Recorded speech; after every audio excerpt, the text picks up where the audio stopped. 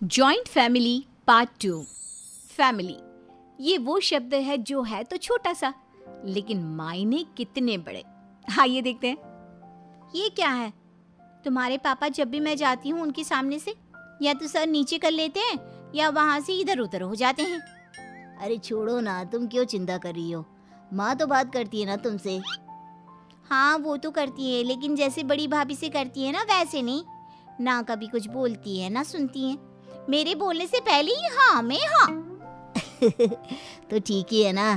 तुम्हें याद नहीं शुरू शुरू में तुम्हें कितनी प्रॉब्लम होती थी सूट साड़ी पहनने को जब माँ कहती थी तो? हाँ लेकिन अब तो मैं शॉर्ट स्कर्ट भी पहन लूँ तो मजा ले तुम्हारी माँ कुछ कहे। वहीं छोटी भाभी का हाल देखो कैसा बना रखा है।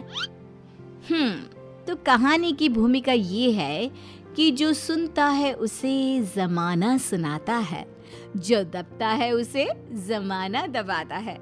लेकिन समझना तो ये भी है ना कि जमाना है कौन? बड़ी बहू सीमा। माँ जी खाना बन गया है, आइए पापा जी को भी बोल दीजिए। हाँ हाँ बहू, वो तो 2 बार खाने को पूछ चुके हैं। तू ना हमेशा देर कर देती है खाने के लिए।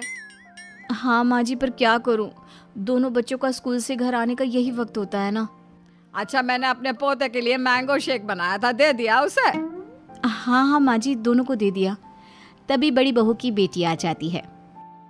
मम्मी मम्मी भाई ने सारा मैंगो शेक पी लिया, बोल रहा था दादी ने सिर्फ उसके लिए बनाया है। माँ जी आपने उसे ऐसा क्यों कहा? उसमें 2 ग्लास थे। अरे मेरे पोते को पसंद है तो पी गया होगा, अब मैं क्या बच्चों के खाने पीने का भी हिसाब रखूं? तभी छोटी बहू का बेटा आ जाता है। दादी दादी, मुझे भी आपके साथ खाना खिला लो ना। हाँ हाँ बेटा, काजू की बर्फी है, खा ले बेटा। तभी छोटी बहू हाथ में सैंडविच लेकर आ जाती है। माँ जी क्या है ये? क्या ऊटपटांग खिला रही है? स्कूल से आया है। दादी के हाथ की बर्फी हाथ में ही रह जाती है। बड़ी बहू, मम्मी जी सिम्मी खड़ी है सामने, माना पोती है लेकिन काजू हजम कर जाएगी, दे दीजिए ना उसे। दे दे, बड़ी बहू जो कह रही है, वो भी तो घर की बच्ची है ना। हाँ तो मैं क्या मना कर रही हूँ? आजा रिन्नी बिटिया, दादी के हाथ से बर्फी खा ले। दोनों बूढ़ा बूढ़ी खाना खाकर कमरे में चले जाते हैं। उसी रात को ये आवाज कैसी आ रही है बहू? और ये क्या पहना है तूने? बहू जो सास ससुर के साथ बैठकर टीवी देख रही थी।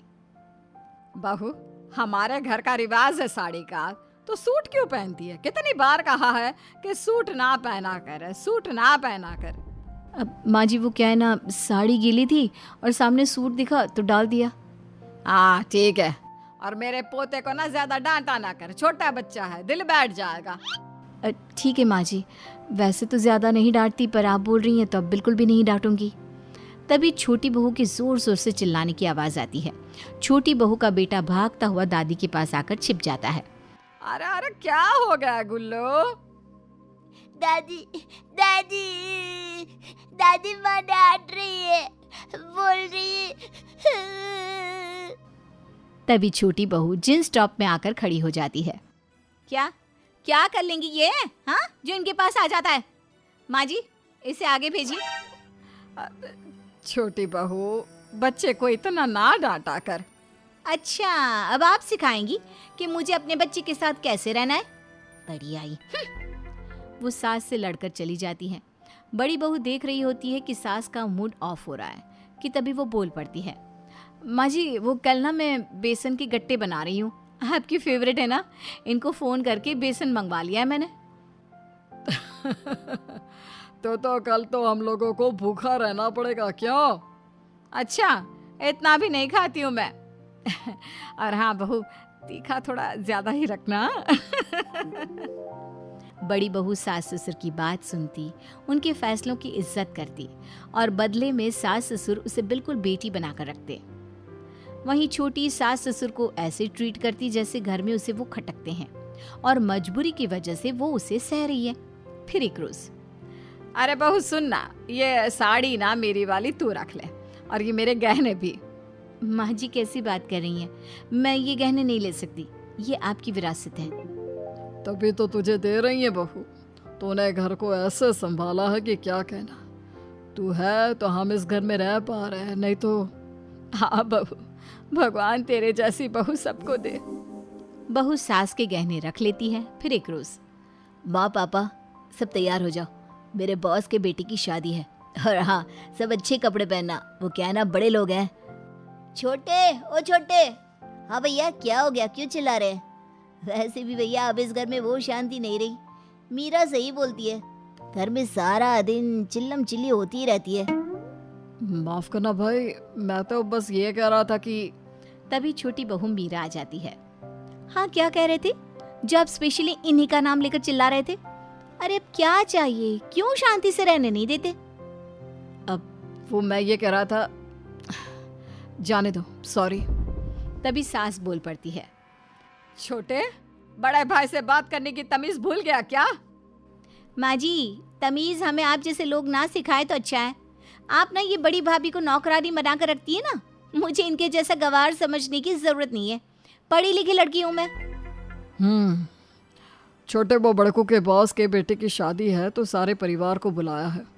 वो कह रहा था कि बड़े लोगों के घर की शादी है तो अच्छे से तैयार होकर चलते हैं। शहर के सबसे बड़े होटल में है शादी, इसी बहाने पूरा परिवार उस आलीशान होटल को भी देख लेगा। लड़ाई झगड़ा छोड़ो और मन अच्छा कर लो। पार्टी, वो भी शहर के सबसे बड़े होटल में। मीनी तो मानो खुशी से उछल पड़ती है। अरे तो पहले बताना था ना, क्या जरूरत थी इतना तमाशा खड़ा करने की? हम जल्दी से तैयार होकर आते हैं। बड़ी बहू उन लोगों के जाने के बाद सबकी ओर देखती है और ये नौकरानी भी हो गई तैयार जाने के लिए। सास बहू की बात पर हंसने लगती है। बेटा वो तो कुछ भी बोलती है, उसकी बात का बुरा ना मानना। अरे पापा, मैं तो मजाक कर रही हूँ। सब शादी के लिए तैयार होते हैं। बड़ी बहू जो पहले ही काफी खूबसूरत होती है, सास के पुराने जमाने के हैवी गहने पहनकर मानो किसी सल्तनत की रानी की तरह दिख रही थी। सभी पार्टी में जाते हैं जहाँ छोटी बहू बड़ी बहू को देखती है। अरे भाभी, ये किसका हार है?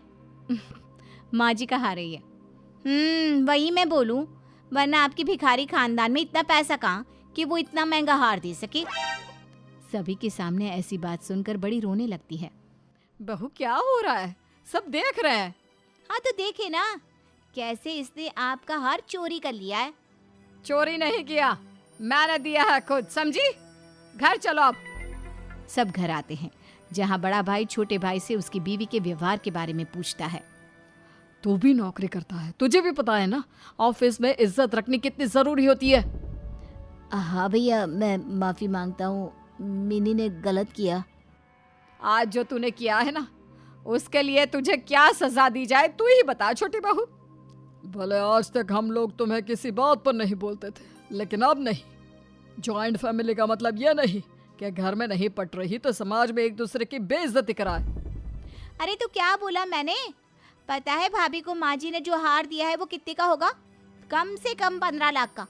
तो ना बोलूं? अरे क्यों ना बोलूं? और मुझे क्यों नहीं दिया?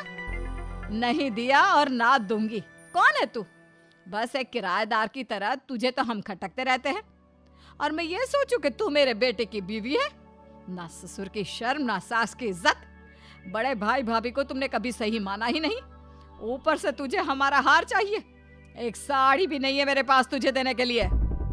छोटा बेटा सारी बात सुन रहा था। दवाई हाथ में लेकर खड़े रहो तो एक गिलास पानी की भी उम्मीद नहीं कर सकता तुमसे। बच्चों को हाथ नहीं लगाने देती हो। अरे कपड़े भी घर में जानबूझकर ऐसे पहनती हो कि हम खुद आंखें बंद कर ले अपनी। बहू को पहली बार सास ससुर की परेशानी समझ में आती है।